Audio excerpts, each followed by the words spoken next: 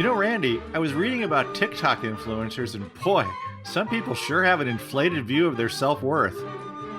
Well, rest assured, Steve, that won't be a problem with today's legend. Honestly, people, I'm a bald, red-headed male. You don't think there's a glass ceiling on the kinds of parts I can get in Hollywood? Really? I'm Steve McClellan.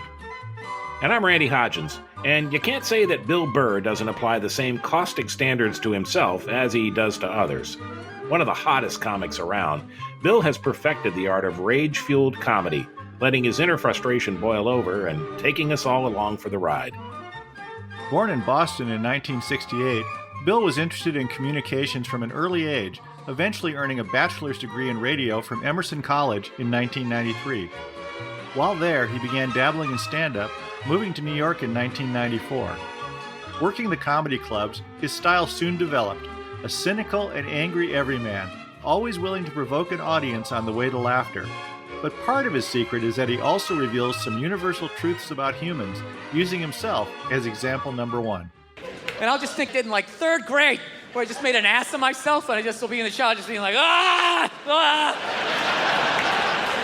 And my wife's always just like, is everything okay in there?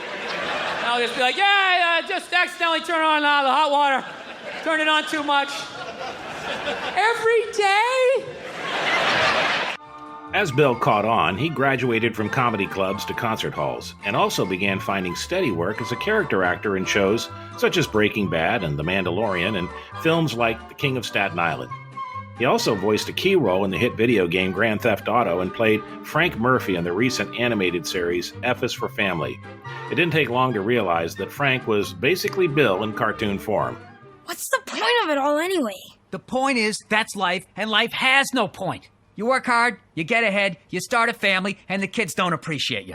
Next thing you know, you're old, no one comes around anymore, and you're staring at the wall. And one day, the neighbors notice a funny smell, and that's when they figure out the cat's eating your face, so go to school!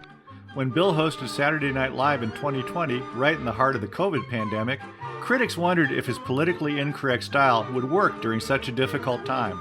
Well, it turned out that people needed to laugh, particularly at Bill's characteristically edgy take on the virus.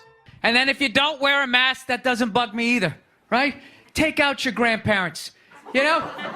Take out your weak cousin with the asthma. I don't care. Bill is also ubiquitous in the podcast world, having helped found the All Things Comedy Podcast Network in 2012.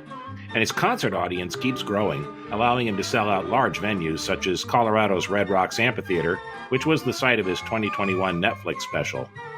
In 2022, Bill became the first comedian to play Fenway Park, drawing over 35,000 fans and setting a Boston comedy crowd record in the process.